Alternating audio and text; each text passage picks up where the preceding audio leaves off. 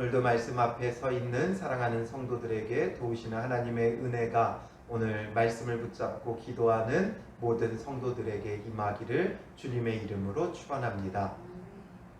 우리는 무언가 맛있는 것을 먹어본다거나 아니면 아주 좋은 곳을 가보게 되면 사람들에게 그곳을 이렇게 설명해 주면서 이런 표현을 써요. 과장해서 표현하는 걸 사람들은 참 좋아하니까 요즘 이런 표현들을 쓰더라고요. 뭐 맛있는 걸 먹어봤다 그러면 그것에 대해서 소개할 때 이거는 한 번도 안 먹어본 사람은 있어도 한 번만 먹어본 사람은 없다, 이런 말을 해요.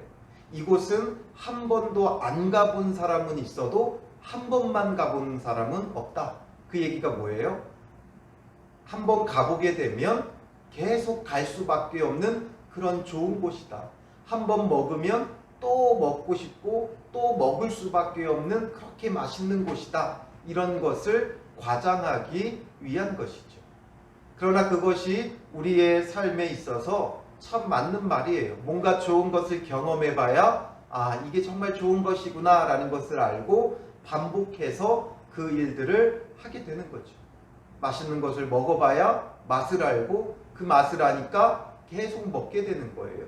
우리가 말씀을 묵상하는 것도 마찬가지죠. 말씀 묵상을 하면서 그 가운데 정말 참된 하나님이 주시는 생명의 양식을 맛보아야 말씀을 계속 묵상할 수 있는 거예요. 예배의 즐거움을 맛보아야 계속해서 참된 예배를 드릴 수 있는 거예요. 오늘 본문의 이스라엘 사람들의 모습이 그러합니다. 앞선 내용이 뭐였어요? 성벽 봉헌식을 하는 것이었죠. 성벽 봉헌식을 하면서 이들은 무엇을 맛봐요? 즐거움을 맛봤어요. 그래서 27절, 앞선 27절에 보면 즐거이 봉헌식을 행하려 하매라고 말하고 있어요. 즐거이 봉헌식을 행하려 했고 또 실제로 그 봉헌식이 너무나 큰 기쁨이 되고 즐거움이 됐어요. 그래서 그 봉헌식의 마지막 43절에 보면 이날의 무리가 큰 제사를 드리고 심히 즐거워하였으니 이는 하나님이 크게 즐거워하게 하셨습니다. 부녀와 어린아이도 즐거워하였으므로 예루살렘이 즐거워하는 소리가 멀리 들렸느니라. 이들에게 큰 즐거움이 임했다라는 거예요. 하나님 앞에 성벽 봉헌식을 하면서 큰 즐거움이 이들 가운데 가득 채워졌어요. 그러니까 봉헌식에 참석한 사람뿐만 아니라 참석하지 않은 여자들과 어린아이들까지도 즐거움이 가득해 온 성이 즐거움으로 충만하게 되는 것을 경험하게 되죠. 봉헌식, 이 봉헌식은 단순히 성벽 잘 지었다 하나님 앞에 예배하는 것이 아니었어요. 이 성벽 봉헌식은 그들의 삶 자체를 하나님 앞에 드리는 예배였던 것이죠.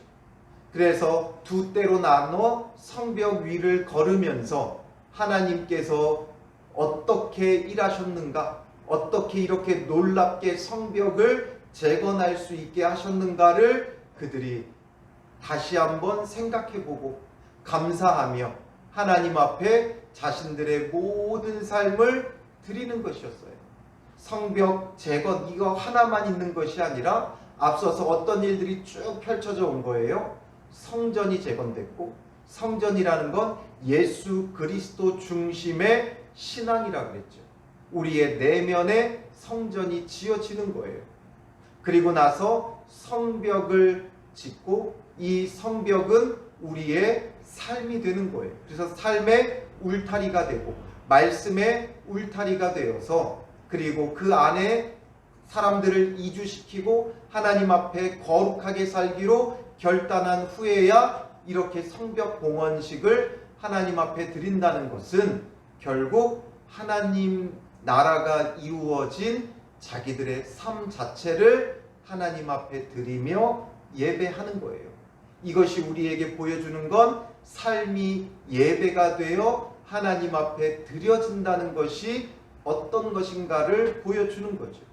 그래서 단순히 성벽 잘 지었다고 하나님 앞에 예배드린 것이 아니라 하나님 나라가 그들 가운데 회복되어짐을 감사하며 자신들의 그 삶 자체, 하나님 나라가 되어진 그 삶 자체를 하나님 앞에 드리니까 하나님께서 크게 즐거워하게 하셔서 그들에게 즐거움이 넘치게 되어진 것이죠.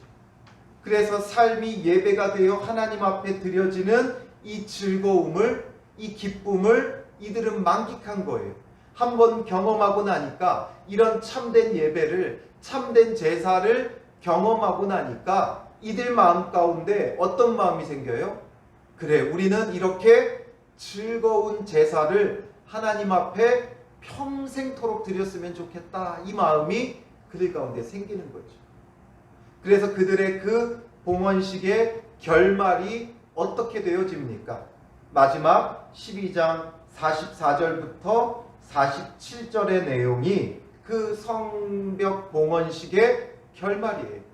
에스라 느헤미야서의 절정은 바로 성벽 봉헌식이었다면, 이제 이 성벽 봉헌을 한 후에 그 결과 무엇인가 하면 44절에 보면 그날에로 이어지죠. 그날에.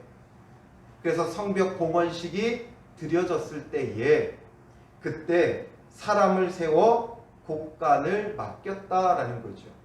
사람을 세워 곡간을 맡겼는데 그 곡간이 어떤 곡간이에요? 제사장들과 레위 사람들에게 돌릴 것, 곧 율법에 정한 대로 거제물과 처음 익은 것과 11조를 모든 성읍 밭에서 거두어 이 곡간에 쌓게 하였노니라고 하면서 그들이 드리는 거제물, 처음 익은 것, 11조를 쌓아두는 곡간을 맡겼다라는 거죠. 왜 이렇게 합니까? 이는 유다 사람이 섬기는 제사장들과 레위 사람들로 말미암아 즐거워하였기 때문이라 말하고 있죠. 이 제사장들과 레위 사람들 때문에 즐거워한 거예요.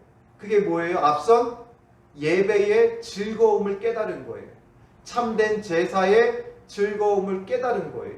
그러니 이런 제사가 하나님 앞에서 영원토록 드려지게 해달라고 제사장과 레위 사람들을 섬기는 거죠. 너희들은 이 일에 전념해달라 이거예요. 마음이 나눠지지 말고, 먹을 것 걱정하지 말고, 하나님 앞에 참된 제사가 영원토록 드려질 수 있도록 우리를 위하여 섬겨달라는 거예요. 그것을 즐거워한 거예요. 이들로 인해 즐거운 거예요. 이들이 드린 그 제사로 인해 즐거움을 맛봤고, 그 즐거움에 대한 감사로 이제 이들은 영원토록 하나님을 섬기는 그 제사의 직분을 감당해달라는 거죠. 그럼으로써 그들은 그 예배의 즐거움을, 지금 맛본 그 예배의 즐거움을 계속해서 누리기를 바라는 마음에 하는 거죠. 그래서 이 거제물과 처음 익은 것과 이 11조는 제사장과 레위인에게 돌아갈 분깃이에요. 원래 분깃을, 기업을 받지 못했던 제사장과 레위인들에게는 바로 하나님께서 이러한 것들을 통하여 그들의 분깃이 되게 하셨던 거죠. 그러니 이 제대로 된 참된 11조와 참된 그 거제물과 처음 익은 것들이 하나님 앞에 드려지고, 이것을 통해 제사장과 레위 사람들이 계속해서 성전 봉사의 직무를 감당하면서 우리가 참된 예배가 잘 이루어질 수 있게 해달라 이거죠. 그래서 그들은 이제 영원토록 이 즐거움의 제사가 그들에게서 떠나지 않기를 바라는 거예요. 그래서 그들은 그들의 그 직무를 이제 45절부터 47절에 말하는 거예요. 그러니까 계속 이 일을 해달라고 지금 유대인들이 율법에 정한 대로 이것을 드리고 그것을 감당할 사람을 세웠다는 거죠. 그래서 그들이 하는 일이 뭐예요? 45절에 보면 하나님을 섬기는 일과 결례의 일을 힘썼고, 하나님을 섬기는 일, 결례의 일 무엇이겠습니까? 바로 제사를 드리는 것, 그게 하나님을 섬기는 일이었을 것이고, 결례의 일은 성전 기구를 거룩하고 정결하게 유지하고 또 백성들의 영적인 거룩함을 감당하는 그 직분에 바로 레위인들과 제사장들이 힘썼다라는 거죠. 이렇게 하니까 힘쓸 수 있는 거예요. 그리고 그뿐만 아니라 노래하는 자들과 문지기들도 그러하여, 그래서 하나님을 찬양하는 직분을 감당하고 또 성전의 문과 성의 문을 지키는 그 역할들도 이들이 감당해 준 거예요. 그러하여 모두 다윗과 그의 아들 솔로몬의 명령을 따라 행하였으니 라고 말하고 있죠. 왜 다윗과 솔로몬의 명령이라고 표현하고 있냐면, 이 성전이 성막에서 성전이 지어질 것을 바라보면서 다윗이 이 성전 예배와 관련해 필요한 모든 제도들을 마련했어요. 왜냐하면 일례로 레위인들의 직분에 그들이 감당해야 될 직임 중에 하나가 뭐냐면 성전 기구들을 나르는 거죠. 그런데 성전이 생기면 성막일 때는 옮겨 다녀야 했기 때문에 기구들을 옮겼어요. 그런데 이제 성전이 세워지고 그 성전은 움직이는 성막과 다르게 한 자리에 머물러 있는 거예요. 그러니 성막의 기구들을 나를 필요가 없죠. 그래서 다윗은 이제 새롭게 그 예배와 관련된 모든 제도들을 정비했어요. 그리고 이제 그 정비한 것들을 가지고 성전을 세우고 실제적으로 그 모든 것들을 구현했던 사람은 솔로몬이죠. 그래서 그때에 제정되었던 그들의 직무, 정리되었던 그 직무들이 이제 그대로 시행되었다라는 거죠. 그 직무가 역대상 23장부터 26장에 쭉 말하고 있어요. 그렇게 직무들이 정해졌지만 그 직무가 그동안 제대로 지켜졌어요? 안 지켜졌어요? 안 지켜졌던 거예요. 왜 안 지켜졌어요? 사람들이 이 제대로 된 11조와 거제물과 처음 익은 것을 하나님 앞에 드리지 않았던 거예요. 우리도 말씀대로 다 살아갑니까? 그렇지 않죠. 그런 것처럼 이들도 율법하지만 율법대로 산다 했지만 다 지켜지지가 않는 거예요. 자기가 할 수 있는 것만 지키면서 자기들은 율법을 지킨다, 이런 착각에 빠져 있었던 거죠. 그러나 정작 분깃이 없는 레위인과 제사장들을 돌보는 일에는 소홀했던 거죠. 여러 가지로 그들이 이 예수님 때의 바리새인들의 모습을 보면 그들이 시간을 정해놓고 기도하고 일주일에 몇 차례씩 금식을 하고 이런 것들은 했지만, 그러나 정작 레위인과 제사장들을 돌보지 않았어요. 이들을 돌봐야 성전의 제사가 제대로 드려질 수 있는데, 분깃이 없는 제사장과 레위인들을 돌보지 않으면 이들은 어떻게 할 수밖에 없어요? 먹고 살기 위해 떠나갈 수밖에 없는 거예요.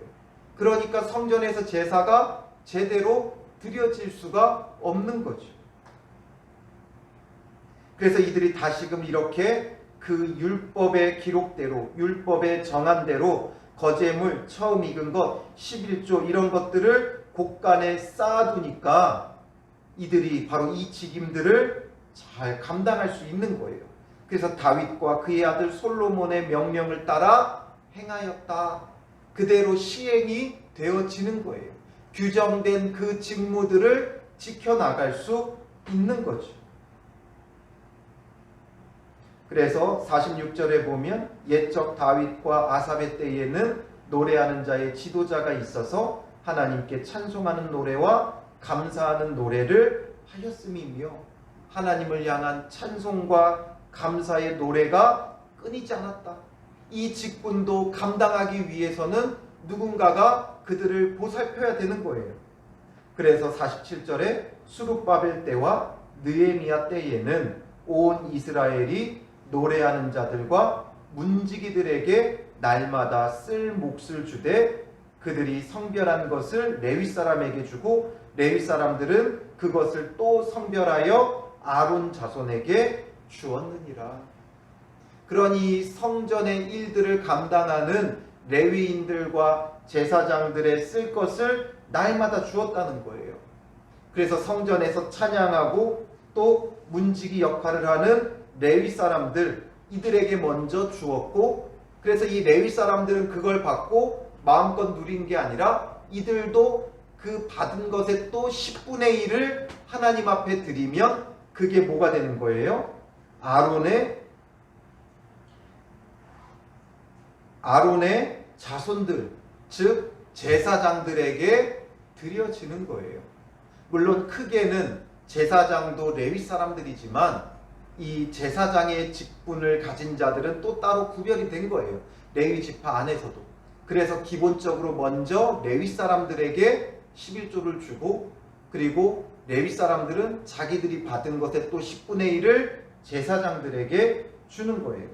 이게 바로 민수기에 기록되어 있는 내용이죠. 그래서 민수기 18장 21절부터 24절에 보면 먼저 레위 사람들이 받고, 그 다음에 레위 사람들의 11조는 민수기 18장 26절에 보면 아론 자손들에게 줄 것을 명하고 있는 것이죠. 이것은 지금 우리로 하여금 그러니까 헌금 잘 내라 이걸 얘기하려고 하는 게 아니에요. 하나님 앞에 그 예배가, 그 기쁨의 즐거움의 예배가 잘 이루어질 수 있도록 함께 협력해야 한다라는 거죠. 제사장과 레위인들은 그 직분을 충성을 다해서 감당해야 되고, 또 이들이 정말 다른 것에 신경 쓰지 않고 그 일에 전념할 수 있도록 또한 백성들이 섬겨줘야 되는 거예요. 이 모형을 가지고 이제 나중에 이 초대교회로 오게 되면 어떻게 돼요? 사도들은 이제 복음을 전하는 일에, 말씀을 가르치는 일에 전념하고, 나머지 일은 7 집사를 세워서 나머지 일들은 그들이 감당하게 하는 거죠. 모든 것을 사도들이 다 감당할 수가 없었어요. 말씀도 가르쳐야 되고, 구제도 해야 되고, 이것도 해야 되고, 저것도 해야 되고, 모든 것을 관리하다 보니까 일이 제대로 이루어지지 않는 거죠. 그래서 교회에 집사들을 세워서 그들이 그 직분들을 다 나눠서 감당하며, 이 사도들은 복음 전하는 일에, 말씀 전하는 일에 전무할 수 있도록 협력해주고 도와주는 거죠. 그래서 우리가 항상 생각해야 될 것은, 예배 즐겁게 잘 드렸다, 예배 은혜스럽게 잘 드렸다, 예배가 감동적이었다, 예배가 좋았다, 여기서 머무르는 게 아니라 하나님이 기쁘게 하심으로, 즐겁게, 크게 즐겁게 하심으로 우리가 즐거움의 예배를 먼저 드릴 수 있어야 돼요. 그래서 앞선 그 성벽 봉헌식을 통해 우리가 어떻게 즐거움의 예배를 드릴 수 있는가, 이것을 오늘 새벽에 함께 보았던 것이고, 그 예배의 즐거움이 계속 이어져 갈 수 있도록 바로 이런 섬김과 협력이 필요하다는 거죠. 우리 교회가 함께 즐거이 하나님을 예배하기 위해 내가 무엇으로 섬겨야 되는가, 무엇으로 협력해야 되는가, 이런 것들을 우리가 고민하고 적용하고 힘써 행해야 한다는 거죠. 그 중에 가장 이 당시의 문제는 레위인과 제사장들이 그 설 자리가 없었던 거예요. 분깃이 없었던 거예요. 그 분깃이 없었던 문제 때문에 제사가 제대로 이루어지지 않았던 것이고, 그 문제를 지금 그들은 스스로 알고 해결해 갔다는 거죠. 이처럼 오늘 우리도 그래서 우리 교회 안에서 예배가 잘 이루어질 수 있도록 내가 협력하고 내가 섬겨가야 할 게 무엇인가, 이것을 한번 생각해 봐야 된다는 거죠. 그래서 은사를 따라 자기가 여러 가지 교회에서 헌신하고 봉사하는 그 일들이 매우 중요한 거예요. 예배가 정말 참되게 즐겁게 계속 이어지기 위해서는 누구 한 사람만의 힘으로는 되지 않는다는 거죠. 모두가 협력해야 돼요. 각자 자기 위치에서 각자 자기의 직임과 직무를 다 감당해줘야 돼요. 오늘은 제가 좀 서운한 소리를 하겠어요. 너무 힘들어요. 혼자 다 감당하기가 힘들어요. 혼자서 예배에서 모든 것들을 다 이끌고 인도하고 가기가 힘들어요. 지쳐요. 여러분들이 각자 내게 주신 은사와 달란트대로 내가 무엇으로 섬겨야 하는가? 이런 부분들이 같이 협력되어져야 우리 교회가 유지될 수 있어요. 그렇지 않으면 서로 마음이 흩어질 수밖에 없고 예배가 제대로 계속 유지될 수가 없어요. 작은 교회다 보니까 해야 될 일들이 너무 많죠. 그러다 보니까 항상 그 사람이 그 사람이고 그 사람이 일하는 사람이 또 일하는 사람인 그런 문제가 있는 것은 한계는 우리에게 있지만 그래도 우리가 각자 최대한으로 그냥 최소한이 아닌 최대한으로 내가 무엇으로 함께 협력할 수 있을까? 이런 것들이 고민되어지고 함께 협력할 때 그때 우리 교회는 참되게 유지되어져 갈 수 있는 거예요. 그렇지 않으면 무너질 수밖에 없어요. 그동안 무너졌던 이들 보세요. 수십만 명이 있어도 수백만 명이 있어도 그 성전 하나 제대로 유지하지 못했던 거예요.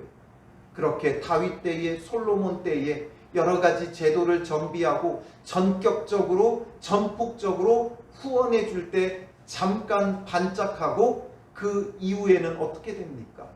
성전이 버려지다시피 되어진 거예요. 그들은 그냥 성전 있다 이것으로만 안심하고 있었죠. 그 안에 참된 제사가 이루어지지 못하고 있는데 우리는 성전이 있다, 예루살렘 성이 있다 이것으로만 만족하고 있었던 거예요. 협력하지는 않았던 거예요.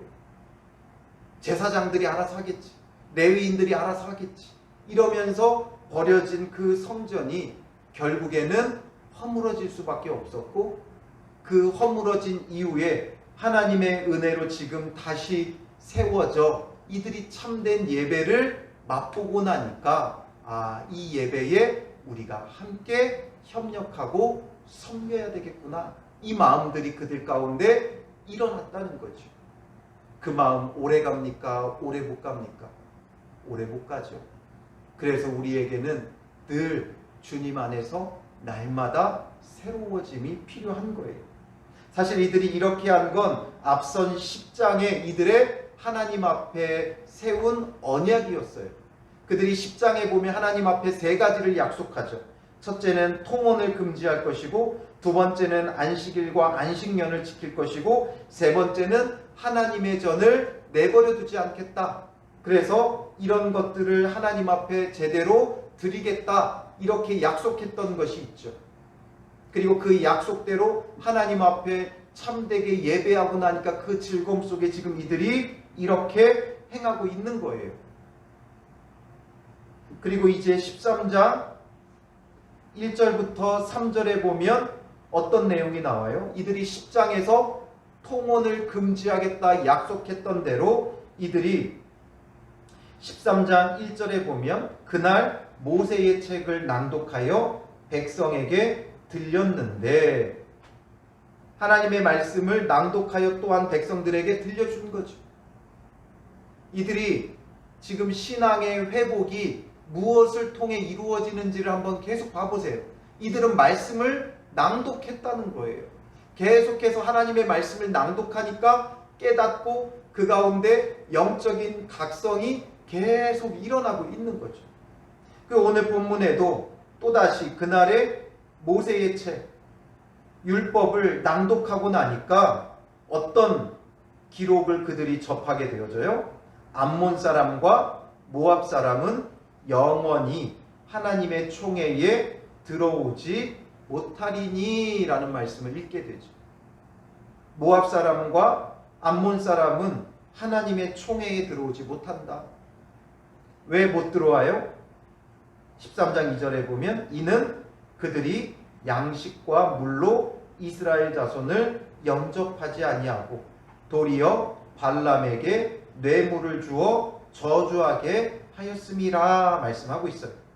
이 암몬 사람, 모압 사람들은 누구의 후손이냐면 아브라함의 조카 롯의 후예들이에요. 그러니까 이 이스라엘과는 친인척 관계죠.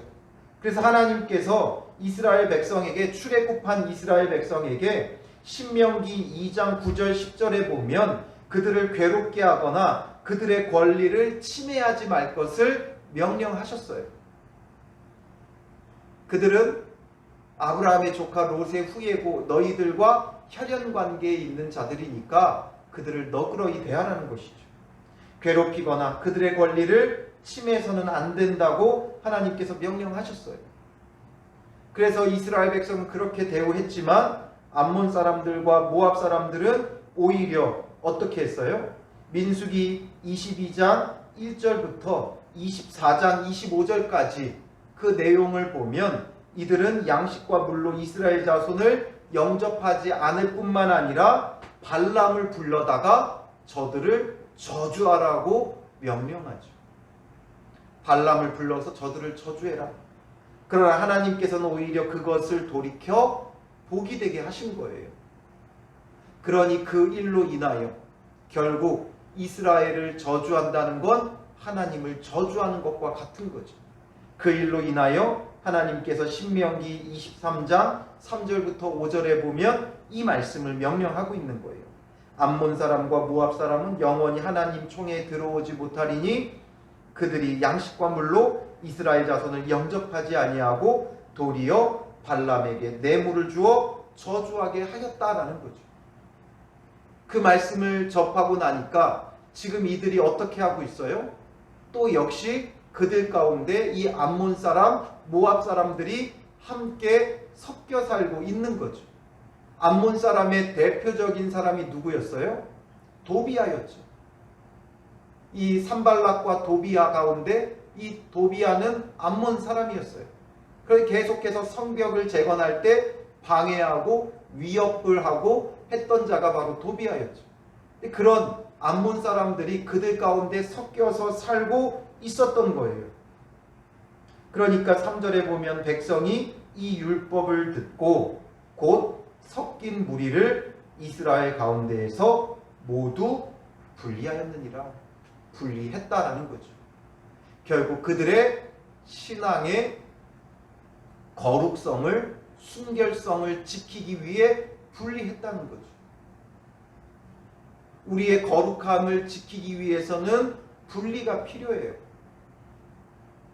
요즘 코로나 델타 바이러스가 확산이 굉장히 강한 것을 우리가 보게 되죠. 그래서 지금 4차 대유행이 이제 시작되었다 이런 말을 해요. 죄란 정말 코로나 바이러스보다 더한 게 죄예요. 델타 바이러스 요즘에 이제 막 급속도로 퍼져나간다고 이제 다들 또 사회적 거리두기를 심화시키고 있죠. 그래서 이제 다음 주부터 서울과 수도권은 4단계로 그 단계를 높여서 진행이 되어져요. 한낱 그 바이러스조차도 우리가 그렇게 격리하며 거리두기를 하는데 죄에 대해서는 그렇지 않다는 거죠. 죄에 대해서는 우리가 너무나 아니라고 좋은 게 좋은 거다 그냥 어울려 살아가려고 하는 거예요. 그러나 분명한 것은 우리의 신앙을 흔드는 것하고는 섞여 살면 안 돼요. 그래서 이 부분 통혼 금지 우리가 어떻게 적용해야 된다 그랬어요? 문자 그대로 믿지 않는 자들과 함께 멍에를 매지 말아야 할 것뿐만 아니라 우리 가치관에, 우리 세계관에 이 혼합주의를 주의해야 된다 그랬죠. 말씀의 가치와 그 기준이 흔들려서는 안 돼요. 세상의 가치관과 말씀의 가치관이 뒤섞이면 안 돼요. 우리는 오직 말씀의 그 가치관만 붙잡고 가는 그런 믿음의 사람들이 되어져야 하는 것이죠. 그래서 이렇게 말씀이 낭독될 때는 이들이 말씀대로 각성과 회개와 돌이킴이 일어나는 거예요. 그래서 성전의 제사를 위해 협력하고 그리고 암몬 모압 사람들과 섞여 있는 것을 분리하고 자신들의 신실함과 순결함을 지켜나가려고 해요. 그런데 이제 이 이후에 13장 4절부터 이제 마지막 이 느헤미야 대미를 장식하는 그 부분을 보면 이렇게 영적 각성이 일어나다가 느헤미야가 이제 다시 바사 제국으로 잠시 귀환했다가 돌아오게 되어져요. 아마도 그 처음에 왕에게 명령을 받았을 때 얼마의 기한을 받았던 것 같아요. 그래서 그 기한대로 성벽을 재건하고 봉헌식까지 다 드리고 오늘 본문까지 이런 일들이 이루어진 다음에는 아마 바사의 본국에 술 맡은 그 관원장으로서 다시 복귀했을 것이다. 그런데 또 복귀했다가 다시 또 허락을 받아 이 돌아와 보니까 이 사람들이 또 뭐하고 있어요? 또 이 모든 것들을 잃어버리고 있는 거죠. 우리가 은혜 받은 건 오래가지 않는다는 거예요. 우리의 각오와 결단이 결코 오래가지 못한다는 것을 보여줘요. 그래서 우리에게 필요한 건 뭐냐면 날마다 말씀이 선포되어져야 되고 낭독되어져야 되고 그 말씀이 주야로 묵상되어져 말씀을 붙잡고 살아가지 않으면 우리의 인생은 이런 거예요. 그 큰 은혜를 경험하고도 그 제사의 즐거움을 경험하고도 오래가지 않았다는 거죠. 그때는 정말 일평생 영원토록 하나님을 예배하고 참되게 제사하고 하나님의 백성으로 살아가고 싶어서 이렇게 몸부림쳤음에도 불구하고 시간이 흐르면 흔들리고 무너지는 거예요. 익숙해지는 거예요. 날마다 새로워짐이 필요하다라는 거죠.